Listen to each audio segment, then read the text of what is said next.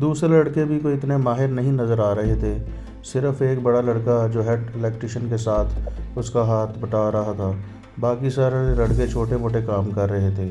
عمران بھی ان کو ساتھ دیکھ کر پیچ کسنے لگا اور اپنے کام میں مصروف ہو گیا، لیکن ساتھ ساتھ وہ باہر کا جائزہ لیتا رہا۔ عمران یہی سوچ رہا تھا کہ وہ بم کس طرح اندر لگائے گا۔ خود اندر وہ جا نہیں سکتا تھا، اگر کسی بہانے سے وہ وہاں چلا بھی جاتا ہے تو سب سائنسدان اس کی طرف متوجہ ہو جائیں گے کہ یہ آدمی شخص یہاں کیسے اندر آ گیا۔ اسی سوچ پر وہ اس کا وقت گزرتا رہا۔ عمران یہ کام اسی روز کر ڈالنا چاہتا تھا، کل نہ جانے کل کس قسم کے حالات ہوں۔ اب وہ اپنے ٹارگٹ کے بالکل قریب بیٹھا ہوا تھا۔ اس حالت میں تینوں بم اس کے پاس موجود تھے۔ آخر دوپہر کو جب کھانے کا وقفہ ہوا تو اس کو موقع مل گیا۔ جب کھانے کا وقفہ ہوا تو ایٹمی بٹی کے سارے سائنسدان کھانا کھانے کے لیے اپنے کمرے میں چلے گئے۔ بجلی کے کام کرنے والوں میں سے بھی آدھے اوپر چلے گئے اور باقی صرف ایک لڑکا ہی پیچھے رہ گیا جو اپنا ٹفن ساتھ لے کر آیا تھا۔ کمرے میں چونکہ گرمی تھی اس لیے وہ کمرے سے باہر ٹھنڈی ہوا میں بیٹھ کر کھانا کھانے لگا۔ عمران کے لیے یہ بہت سنہری موقع تھا۔ وہ بھی کمرے سے باہر نکل آیا اور ایٹمی پلانٹ کے دروازے کے ایک طرف بیٹھ گیا۔ وہ اسی طرف دیکھ رہا تھا جس رخ پہ ایٹمی پلانٹ والا کمرہ تھا۔ اس نے ٹفن کیریئر کھولا اور چاولوں پر اچار ڈال کر اسے کھانے لگا۔ ٹفن کیریئر کے تیسرے ڈبے میں اس نے 3 آلووں کے کباب رکھے ہوئے تھے جو کہ اس نے چاولوں کے اوپر رکھ دیے۔ عمران ہر سیکنڈ پر ماحول کا جائزہ لے رہا تھا۔ اس کے پاس صرف یہی پونا گھنٹہ تھا جو کہ کھانے کے وقفے کا تھا۔ موقع سازگار تھا۔ اس نے آلو کی ٹکیوں میں سے خوبانی کے سائز کے 3 بم نکال کر ڈبے کی اوٹ میں رکھ لیے۔ اس نے اندازہ لگایا کہ اگر وہ وہاں سے ایک ٹائم بم کمرے کے اندر ایٹمی پلانٹ کے اندر پھینک دے تو کیا وہ اس کے اندر چلا جائے گا یا باہر ہی گرے گا۔ اس میں کامیابی کے امکانات کم تھے۔ باہر گرا تو ٹائم بم پکڑا جا سکتا ہے۔ آخر اس کے ذہن میں ایک ترکیب آئی۔ اس نے جلدی چاول ختم کیے اور 3 ٹائم بم جیب میں ڈال کر اٹھ کھڑا ہوا۔ ٹفن کیریئر اس نے بند کر کے اس کے ساتھ رکھ دیا اور لڑکے کی طرف دیکھا۔ الیکٹریشین لڑکا ابھی بھی کھانا کھانے میں مصروف تھا۔ اس کا منہ دیوار کی طرف تھا۔ عمران نے گردن موڑ کر تہہ خانے کی راہداری کو دیکھا۔ حیرت کی بات تھی کہ وہاں بھی کوئی آدمی موجود نہیں تھا۔ عبدالکریم نے اسے بتایا تھا کہ اندر سیکیورٹی والوں کو بھی جانے کی اجازت نہیں ہوتی۔ سیکیورٹی کی ساری چیکنگ باہر ہی ہوتی ہے۔ اس سے زیادہ موقع کا فائدہ اس کو نہیں مل سکتا تھا۔ اب اس نے جو کچھ کرنا تھا انہی 10 سیکنڈ کے اندر کر ڈالنا تھا۔ ایٹمی پلانٹ والا کمرہ اس کے سامنے خالی پڑا ہوا تھا۔ وہ دھڑکتے دل کے ساتھ آہستہ آہستہ کمرے میں داخل ہو گیا۔ اندر جاتے ہی وہ ایٹمی پلانٹ کے پیچھے دیوار کے ساتھ جو مایا گیس کے 6 سلنڈر پڑے تھے ان کی طرف تیزی سے بڑھا اور 3 ٹائم بم نکال کر ان کا ٹائم ڈیفیوز بٹن دبا دیا اور 3 بم سلنڈر کے ساتھ پچھلے کی جانب لگا دیے اور دوڑ کر باہر آ گیا۔ باہر آتے ہی وہ راہداری کے دروازے کے ساتھ لگ کر بیٹھ گیا۔ وہ صرف یہ دیکھنا چاہتا تھا کہ اس کو کسی نے اندر سے باہر اور باہر سے اندر آتے جاتے تو نہیں دیکھا۔ راہداری خالی پڑی تھی، اس سے کسی نے نہیں دیکھا تھا۔ 3 بموں کے پھٹنے میں اب صرف 1 گھنٹہ رہ گیا تھا۔ اس میں اس نے 2-4 منٹ ضائع کر دیے تھے۔ کمانڈو عمران چپکے سے اٹھا اور راہداری کی طرف چل پڑا جدھر لفٹ لگی ہوئی تھی۔ لفٹ کے اندر کھڑے ہو کر اس نے لفٹ کا بٹن دبایا اور لفٹ آہستہ آہستہ اوپر اٹھنے لگی۔ جب لفٹ سطح زمین پر آ کر رکی تو سیکیورٹی گارڈ کی ڈیوٹی پر موجود سردار صاحب نے عمران کی طرف تعجب سے دیکھا اور پوچھا، تم اس وقت کہاں جا رہے ہو؟ کمانڈو عمران نے کہا، میرے پیٹ میں درد ہو رہا ہے، میں دوائی لینے جا رہا ہوں۔ اور وہ پیٹ کو دونوں ہاتھوں سے پکڑ کر فیکٹری کے بڑے گیٹ کی طرف چلنا شروع ہو گیا۔ اچانک پیچھے سے سردار نے آواز دی، ID کارڈ یہاں رکھتے جاؤ۔ عمران وہاں رک گیا اور واپس جا کر اس نے اپنا ID کارڈ سیکیورٹی گارڈ کے حوالے کر دیا۔ فیکٹری کے گیٹ سے باہر نکلنے لگا تو وہاں دوسرا پہرہ دار موجود تھا۔ اس نے سرسری سی عمران کی تلاشی لی۔ فیکٹری سے نکلتے ہی عمران تیز چلنے لگا۔ اسے 1 گھنٹے کے اندر اپنے کوارٹر میں پہنچنا تھا۔ سڑک پر آ کر وہ بس میں سوار ہوا۔ بس نے آدھے گھنٹے بعد اسے جزیرے کے ایک ویران سے چوک میں اتار دیا۔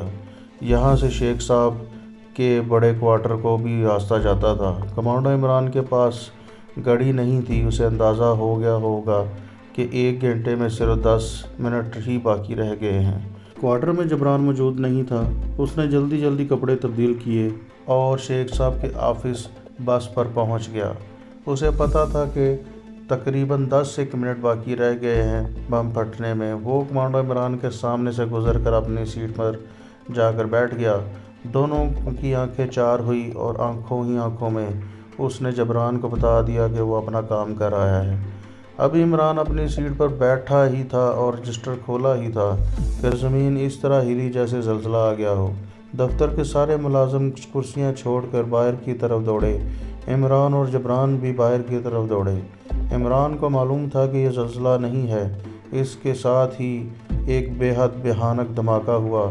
اس کے بعد بھیانک دھماکوں کا سلسلہ شروع ہو گیا۔ سارے ملازم سہم گئے۔ کسی نے کہا جاپانیوں نے انڈمان پر حملہ کر دیا ہے۔ کسی نے کہا کہ جزیرے میں کوئی آتش فشاں پھٹا ہے۔ دھماکے اس شدت کے ساتھ ہونے لگے تھے اور متواتر ہو رہے تھے کہ جزیرے کے سارے آتش فشاں پھٹ گئے ہیں۔ اس طرح محسوس ہو رہا تھا۔ زمین کانپ رہی تھی، دروازے کھڑکیاں کھڑک رہی تھی۔ تینوں کے تینوں بم پھٹ گئے تھے اور اب ایٹمی فیکٹری بھی پھٹ رہی تھی۔ اتنے میں شیخ صاحب بھی اپنے دفتر سے نکل کر آ گئے اور کہنے لگے، لگتا ہے جزیرے میں کوئی آتش فشاں پھٹا ہے۔ آپ لوگ اب چھٹی کرو اور اپنے گھروں کو چلے جاؤ۔ آپ کے گھر والے بھی پریشان ہو رہے ہوں گے۔ اور سارا اسٹاف باہر کی طرف نکل گیا۔ اس کے بعد صرف ایک آدمی رہ گیا۔ شیخ صاحب آفس کے برآمدے میں کھڑے ہو کر آسمان کو دیکھ رہے تھے، جہاں جنوب کی جانب ذرا مشرق کی طرف سے گاڑھا سیال دھواں اٹھ رہا تھا۔ انہوں نے کہا، ضرور کوئی آتش فشاں پھٹا ہے۔ اس کے ساتھ ہی انہوں نے کمانڈو عمران کی طرف معنی خیز نظروں سے دیکھا، جیسے کہہ رہے ہوں، شاباش، تم نے اپنا مشن کامیاب کر دیا، مجھے خوشی ہوئی۔ کمانڈو عمران جبران کے قریب ہی کھڑا تھا۔ جبران آہستہ سے بولا، کسی نے تمہیں دیکھا تو نہیں؟ عمران نے کہا، جنہوں نے دیکھا ہوگا وہ اب زندہ نہیں بچے ہوں گے۔ اتنے میں شیخ صاحب ان دونوں کے قریب سے گزرے اور انہوں نے عمران سے کہا کہ تم اب گھر نکل جاؤ، دفتر بند ہونے میں ابھی آدھا گھنٹہ باقی تھا۔ جبران نے کہا، شیخ صاحب نے مجھے یہاں سے نکلنے کو عمران نے جبران کو کہا کہ شیخ صاحب نے مجھے یہاں سے نکلنے کو کہا ہے۔ میں اپنے کوارٹر میں جا رہا ہوں، تم بھی آ جاؤ تو پھر بات کریں گے۔ یہ کہہ کر کمانڈو عمران شیخ صاحب کے دفتر سے نکل کر بس میں سوار ہوا اور کوارٹر کی طرف روانہ ہو گیا۔ کوارٹر میں بائی رات کا کھانا تیار کرنے لگی تھی۔ عمران نے اسے کہا کہ مجھے چائے بنا دے اور جا کر اپنے کمرے میں بیٹھ گیا۔ جزیرے میں دھماکوں کا سلسلہ بند ہو چکا تھا، مگر شہر کی جانب سے ٹرکوں کے دوڑنے اور ان کے ہارنوں کی آوازیں آ رہی تھیں۔ یہ ضرور فوجی تھے جو جائے حادثہ کی طرف بھاگ رہے تھے۔ اتنے میں آسمان پر ایک ہیلی کاپٹر نمودار ہوا۔ یہ فوجی ہیلی کاپٹر تھا۔ اس نے آسمان پر شہر کے گرد ایک چکر لگایا اور جنوب کی جانب جدھر فیکٹری تھی اس طرف چلا گیا۔ 1 گھنٹے بعد جبران بھی آ گیا۔ شیخ صاحب سے میری بات ہوئی ہے، انہوں نے کہا ہے کہ ہمیں کوارٹر میں سے ابھی نکل جانا چاہیے۔ تو پھر ہم کہاں جائیں گے؟ عمران نے پوچھا۔ جبران نے کہا کہ شیخ صاحب نے مجھے چابی دے دی ہے، وہ یہاں سے 3 میل کے فاصلے پر ہے، ہمیں ابھی یہاں سے نکلنا پڑے گا۔ شیخ صاحب کی ہدایت کے مطابق انہوں نے جلدی جلدی اپنے تھوڑے بہت کپڑے سوٹ کیس میں ڈالے اور کوارٹر کو تالا لگا کر نئی جانب رواں ہو گئے۔ کمانڈو جبران کو شیخ صاحب نے نئی جگہ کا محل وقوع سمجھا دیا تھا۔ یہ بھی ایک خستہ حال جھونپڑی نما کوارٹر تھا جو پہلے کوارٹروں سے 3 میل شمال کی جانب تھا۔ وہاں سے سمندر نظر آتا تھا۔ بالکل ویران جگہ تھی۔ سمندروں کے کنارے بڑی بڑی چٹانوں کا سلسلہ دور تک پھیلا ہوا تھا۔ کمانڈو عمران کو یقین تھا کہ مہاشکتی فیکٹری میں جس نے بھی اسے دیکھا تھا وہ فیکٹری کے پہلے دھماکے کے ساتھ ہی اڑ گیا ہوگا، لیکن کمانڈو عمران کی شناخت کرنے کے لیے ایک آدمی زندہ تھا۔ شام کو شیخ صاحب آئے تو انہوں نے بتایا کہ فیکٹری کا نام و نشان باقی نہیں رہا، لیکن سیکیورٹی گارڈ والا سکھ زندہ بچ گیا ہے۔ کہنے لگے، جب پہلا دھماکہ ہوا تو سردار جی زمین سے 50 فٹ اوپر کو اچھلے اور 200 فٹ دور جا کر درخت کی شاخوں میں جا گرے۔ سردار جی زخمی ضرور ہوئے مگر بچ گئے ہیں۔ سردار نے ملٹری انٹیلیجنس اور اخبار نویسوں کو بتایا ہے کہ ایک نیا الیکٹریشین اس روز فیکٹری میں آیا تھا اور دھماکے سے 1 گھنٹہ پہلے درد کا بہانہ کر کے فیکٹری سے چلا گیا۔ سردار جی نے یقین کے ساتھ کہا ہے کہ یہ دھماکہ اسی نئے الیکٹریشین نے بم پلانٹ کر کے کیا ہے۔ ملٹری پولیس کو یہ بھی معلوم ہو گیا ہے کہ نیا الیکٹریشین عبدالکریم الیکٹریشین کی جگہ پر آیا تھا، جسے عبدالکریم نے اپنا چھوٹا بھائی ظاہر کیا تھا۔ ملٹری پولیس نے عبدالکریم کی دکان پر چھاپا مارا مگر وہ اسے وہاں پر نہیں ملا۔ ظاہر ہے عبدالکریم اس جزیرے سے نکل کر کسی دوسرے جزیرے میں روپوش ہو گیا ہوگا، لیکن سردار جی نے انٹیلیجنس اور مقامی پولیس کو تمہارا حلیہ جو بتایا ہے اس کی روشنی میں پولیس نے تمہارے چہرے کا ایک خاکہ بنا لیا ہے۔ وہ تمہاری شکل سے کافی ملتا جلتا ہے۔ ساری باتیں کرنے کے بعد کمانڈو عمران نے کہا، سردار جی کا زندہ بچ جانا تو ہمارے لیے بہت خطرناک ثابت ہو سکتا ہے، لیکن پولیس نے جو میرا خاکہ اندازے سے بنایا ہوگا ہو بہو میری شکل ویسی تو نہیں ہوگی۔ شیخ صاحب نے بریف کیس میں سے ایک کاغذ نکال کر کمانڈو عمران کے سامنے رکھ دیا اور کہنے لگے، اسے پہچانو، یہ کس کی شکل ہے؟ عمران نے کاغذ پر نگاہ ڈالی تو اس کا دل زور سے دھڑک اٹھا۔ وہ حیرت زدہ رہ گیا کہ یہ ہو بہو اس کی شکل تھی جو کاغذ پر بنی ہوئی تھی۔ فرق صرف یہ تھا کہ تھوڑی سے تھوڑی میں فرق تھا جو نیچے کی طرف جھکی ہوئی تھی، لیکن وہ اسے صاف پہچان سکتا تھا۔ شیخ صاحب کہنے لگے، اب تمہیں یقین ہو گیا ہوگا کہ پولیس نے تمہیں شناخت کر لیا ہے۔ مجھے حیرت ہو رہی ہے، عمران نے کہا۔ شیخ صاحب بولے، میرے مخبر نے بڑا کام کیا ہے، وہ ملٹری انٹیلیجنس کے آفس میں اپنی جان خطرے میں ڈال کر تمہارے خاکے کی ایک فوٹو کاپی بنا کر لے آیا ہے۔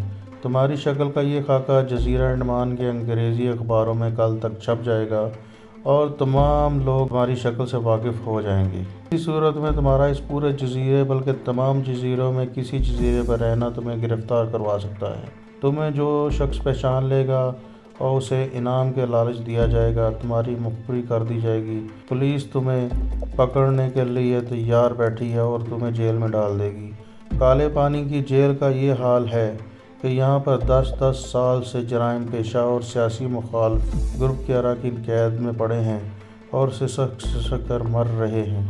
نہ ان کے خلاف کوئی مقدمہ درج ہوتا ہے اور نہ ان کی کوئی پیشی ہوتی ہے، لیکن خدا نخواستہ اگر تم پکڑے گئے تو تمہیں شدید اذیت پہنچائی جائے گی اور تم سے پوری پوچھ گچھ کی جائے گی۔ کیا میں یقین کر لوں کہ خدا نخواستہ ایسا وقت آیا تو تم میرا نام پولیس کے سامنے نہیں لو گے؟ میں آپ کو کیسے یقین دلاؤں اور کیسے سمجھاؤں کہ آپ کا نام میری زبان پر نہیں آئے گا؟ آپ اس بات کا یقین رکھیں اور مطمئن ہو جائیں۔ شیخ صاحب کہنے لگے، لیکن میں چاہتا ہوں کہ حالات کے مزید خراب ہو جانے سے پہلے تم جزیرہ انڈمان سے فرار ہو کر کلکتے پہنچ جاؤ۔ جبران نے کہا، کل کے اخباروں میں اگر عمران کا یہ خاکہ چھپ گیا تو تم یہاں سے نکل نہیں پاؤ گے۔ بندرگاہوں پر پولیس اور ملٹری انٹیلیجنس کے لوگ موجود ہوں گے، وہ فوراً تمہیں پہچان لیں گے اور تمہیں گرفتار کر لیں گے۔ کمانڈو عمران نے پوچھا، تو پھر آپ کا کیا مشورہ ہے، ہمیں کیا کرنا چاہیے؟ شیخ صاحب نے کہا، اس وقت مصالحت کا تقاضا یہی ہے، تم کچھ عرصے کے لیے یہاں چھپے رہو۔ اگر حالات بہتر ہو جائیں گے، جس کی امید نہیں ہے، تو تمہیں انڈمان سے نکالنے کی پوری کوشش کی جا سکتی ہے، مگر ابھی نہیں کی جا سکتی۔ ابھی تمہیں اسی 4 دیواری میں رہنا پڑے گا۔ صرف جبران باہر جا کر تمہارے لیے قریبی بستی سے کھانے پینے کی چیزیں لے آیا کرے گا۔ شیخ صاحب نے کچھ روپے عمران کو دے دیے اور کہا، ابھی یہ روپے تم اپنے پاس رکھو۔ میں جانتا ہوں کہ کوئی پتہ نہیں کہ اب میں کب آؤں گا، لیکن آؤں گا ضرور۔ شیخ صاحب کے جانے کے بعد عمران اور جبران سر جوڑ کر بیٹھ گئے اور نئی صورتحال کی روشنی میں حالات کا جائزہ لینے لگے۔ عمران نے کہا، مجھے ہرگز توقع نہیں تھی کہ سیکورٹی گارڈ بچ جائے گا۔ جبران نے بولا، بس خدا نے اس کی زندگی لکھ رکھی ہوگی جس کی وجہ سے وہ بچ گیا۔ وہ تم ٹھیک کہہ رہے ہو، عمران نے کہا، لیکن اس نے ہمارے لیے مصیبت کھڑی کر دی ہے۔ مہاشکتی فیکٹری کی تباہی کوئی معمولی حادثہ نہیں ہے۔ اور پولیس کے پاس میری تصویر بھی پہنچ چکی ہے۔ پولیس نے تمام جزیروں کی ناکہ بندی کر لی ہوگی۔ جزیرے سے نکلنے والے ہر شخص کو چیک کیا جا رہا ہوگا۔ جب تک یہ مشتبہ شخص گرفتار نہیں ہو جاتا، انڈمان کے تمام جزیروں کی چیکنگ جاری رہے گی اور سختی بھی ہوگی، کیونکہ سول پولیس اور ملٹری انٹیلیجنس کو یہ یقین ہے کہ یہ شخص جزیرہ انڈمان کے کسی نہ کسی ایک جزیرے میں روح پوش ہے اور اسے یعنی مجھے گرفتار کرنے کی وہ ہر دم کوشش کریں گے۔ جبران نے کہا، تم ٹھیک کہہ رہے ہو، مشکل یہ آن پڑی ہے کہ ہمارے چاروں طرف سمندر ہی سمندر ہے اور ہم سمندر میں گرے ہوئے ہیں۔ خشکی کا علاقہ ہوتا تو اس وقت تک ہم یہاں سے سینکڑوں میل دور نکل چکے ہوتے۔ جب ذرا اندھیرا ہوا تو جبران نے کھانا وغیرہ لینے کے لیے قریبی بستی کا رخ کیا اور واپس آ کر کہنے لگا، بریانی کے 2 پارسل لے آیا ہوں۔ بستی میں چند ایک ہی کھانے پینے کی دکانیں کھلی ہیں۔ مجھے ڈر ہے کہ روز روز کھانا لینے جاؤں گا تو کہیں کوئی CID والا میرے پیچھے نہ لگ جائے۔ کمانڈو عمران نے کہا، میرا خیال ہے اس چھوٹی سی دور افتادہ بستی میں CID والا کہاں سے آئے گا؟ جبران بولا، ہمیں یہی سوچنا چاہیے کہ وہ آ سکتا ہے۔ کمانڈو عمران بولا، لیکن ہم کھانے کے بغیر زندہ بھی تو نہیں رہ سکتے، یا پھر ایسا کر دو کہ بستی کے کسی دکان سے پتیلی اور سوکھے چاول وغیرہ خرید کر لے آؤ، ہم یہاں کچھ نہ کچھ خود ہی پکا لیا کریں گے۔ جبران نے کہا، ایسا ہی کرنا پڑے گا، کیونکہ پتہ نہیں ابھی ہمیں اس جگہ کتنے دن روح پوش ہونا پڑے۔ رات کو بھی دونوں کمانڈو دوست دیر تک باتیں کرتے رہے، پھر سو گئے۔ دوسرے دن کافی دن چڑھ گیا۔ جبران بستی میں ناشتہ لینے کے لیے گیا۔ وہاں انگریزی اخبار کی طرف نظر پڑی۔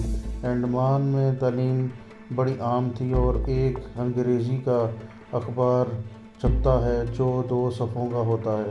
جبران نے اخبار کو دیکھا تو اس میں عمران کا شکل کا خاکہ بنا ہوا تھا۔ یہ پولیس کی طرف سے اشتہار تھا۔ عمران کا خاکہ ہو بہو اس کی شکل کے مطابق تھا۔ نیچے لکھا ہوا تھا کہ یہ شخص ملٹری اور سول پولیس کو گھناؤنے جرم کے سلسلے میں مطلوب ہے۔ جو اس شخص کے پکڑانے میں پولیس کی مدد کرے گا، اس کے بارے میں پولیس کو رپورٹ دے گا کہ یہ شخص فلاں جگہ پر موجود ہے، اس کو 50,000 روپے انعام دیا جائے گا۔